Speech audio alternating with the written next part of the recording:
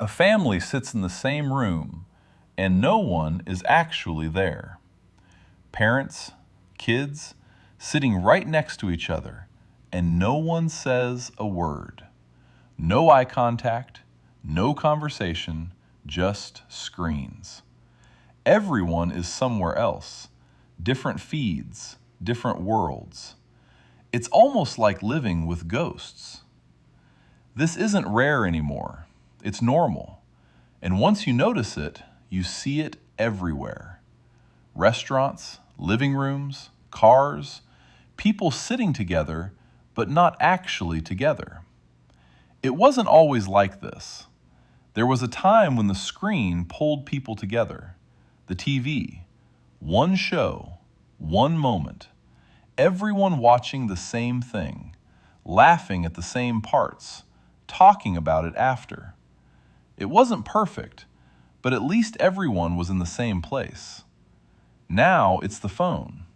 And the phone doesn't pull people together, it separates them.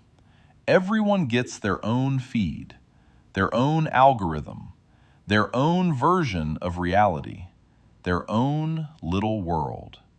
All in the same room, but in different worlds. And it didn't just separate us, it replaced something. Time disappears first.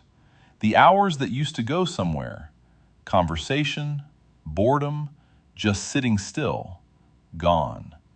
Before a thought even forms, it's interrupted.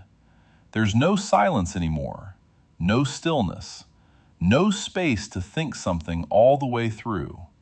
Everything is instant, or avoided instantly. And something underneath starts to build.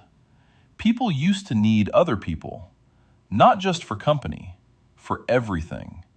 To feel heard, to feel known, to feel less alone.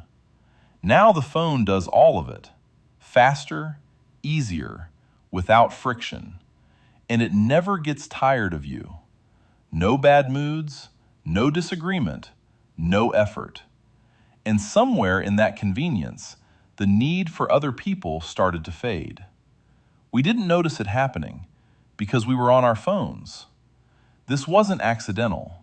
These platforms didn't just capture attention, they removed the need for anything outside of them. Conversation was replaced. Boredom was eliminated. Everything you used to get from other people now delivered instantly.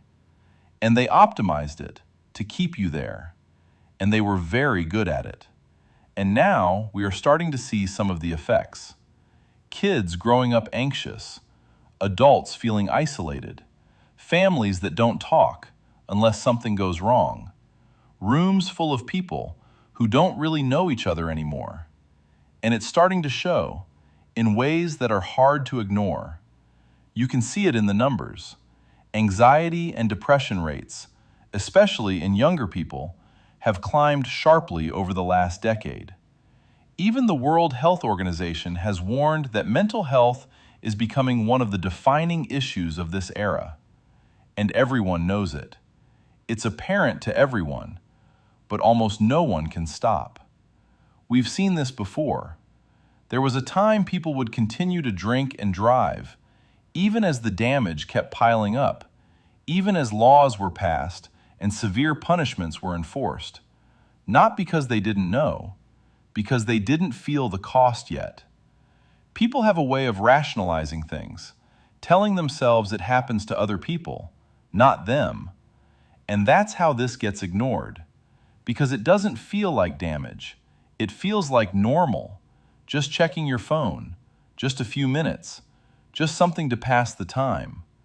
Until you look up, and something that used to be there isn't anymore. And you don't notice it all at once. It shows up in small ways. Conversations that don't happen, silence that never gets filled, people you're around but don't really know anymore. And over time, that starts to feel normal. It doesn't happen overnight, but slowly, day by day, until the cost becomes impossible to ignore. Because eventually, people start to notice something is off. Something has changed drastically.